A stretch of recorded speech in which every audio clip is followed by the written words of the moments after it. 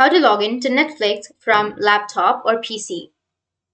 So if you want to log into Netflix from laptop or PC, then what you can do is first you need to open up your browser. Now once you open up your browser, you need to go with search and search for Netflix. Once you search for Netflix, go with www.netflix.com and it will take you to the website.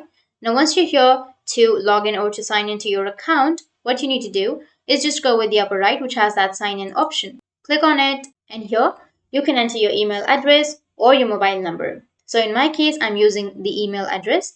And after that, you can go with password, enter your password. But if you don't have an account, you can go with sign up now and you can create your account. But if you already have an account, you can simply go with sign in. And you can also use a sign in code if you don't remember your password. Or you can also go with forgot password if you don't remember your password to reset it.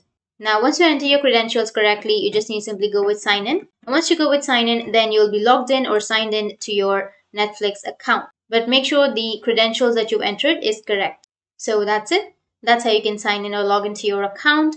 And if you have any questions, feel free to comment below. Thanks for watching.